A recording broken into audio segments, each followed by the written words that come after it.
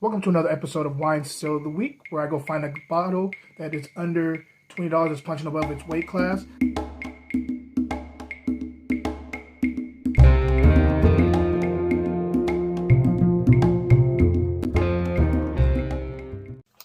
Hey, what up, y'all? I'm back for another episode, and do I have a steal for you today? Well, at least I think so.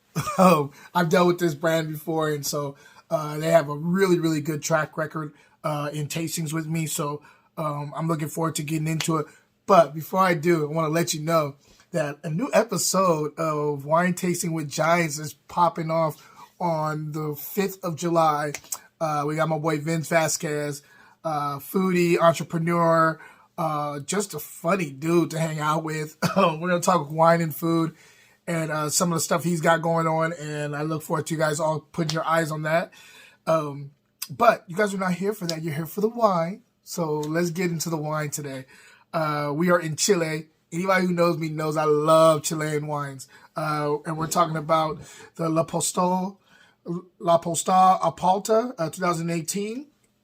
You guys can see that label. This is 75% Cabernet Sauvignon, 15% Syrah, and then 10% Carmenere, which you also know I love so much. La Postal is... So this is a kind of a meshing of a French family out of Bordeaux and then a Chilean vineyard. And so this is being done in Chile, but it's just like some French folks behind it too, along with some Chilean families. And every time I've tried one of these wines, one of their blends, normally do Bordeaux blend stuff. When I've tried it in the past, I've just loved it. Even their 100% Carmenere is just outstanding. So I look forward to getting into this with you guys. So, with that being said, on the nose, so I immediately get cassis. I get blackberries going on here. Kind of sun-kissed earth, like sun-kissed, like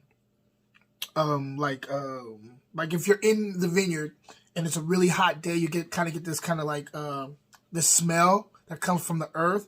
That's what I'm getting here.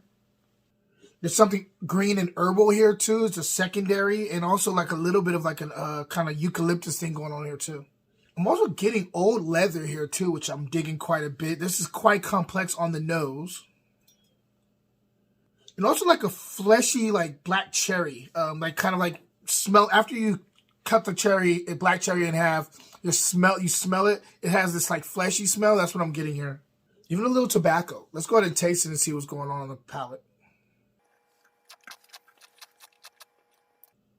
This is delicious. Thank God, because the Wine Wednesday episode I dropped this week wasn't the best score. So this one, hopefully this makes up for it.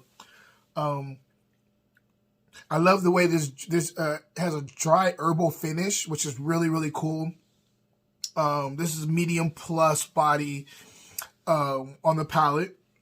Acid is medium. Maybe a little bit higher on the medium side though, like kind of like going up a rung on the medium side. Not medium plus, but like it's a little higher than medium. Tannins are, actually, let me try a little bit more. Tannins are bordering around medium plus. Yeah, right around medium plus. This has a very long finish. Let's talk about the flavor profile. So up front, I'm getting like kind of wild blackberries up front. As it transitions on the palate, you get a little bit more of like kind of like a black plum cassis thing in the mid palate. You also get like this thing that I wasn't catching on the nose, kind of coffee grounds, a bitterness of coffee grounds going on in the third quarter to the finish. Again, the finish is extremely long. The fruit and the earth are marrying very well together. There is like a kick of earth too before you get into that coffee pocket in the third quarter. So like in the second quarter, you get a little bit more of like kind of like this earthy herbal thing going on, which is really cool. So everything I was saying on the nose is definitely jumping out on the palate. I really dig this wine, man. And for the price, it's definitely a steal. Let me taste a little bit more, see if I missed it. No, this is really good. This is a wine that goes good with like lamb chops, pork chops, even like a kind of like a flank steak would go really good.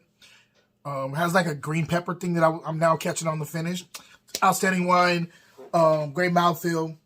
I'm going to go ahead and rate it at, I'm going to say 89 plus, bordering on 9. I just opened up this bottle. So bordering on 90, but I'm going to go 89 plus on this wine.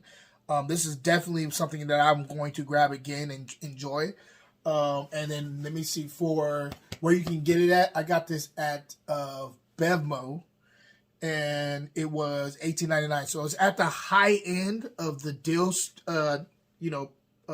range that I normally give. I said it's $20 or below. This is $18.99, but to me, this is tasting more like a $35 bottle of wine, in my opinion, if not more.